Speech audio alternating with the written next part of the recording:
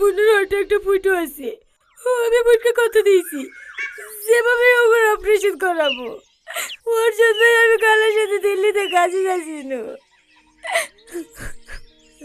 আরে আরে, কান্না করো না।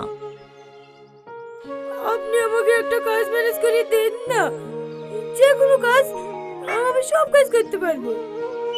আচ্ছা ঠিক আছে, সে আমি চেষ্টা করব, কিন্তু এখন কেঁদো না প্লিজ।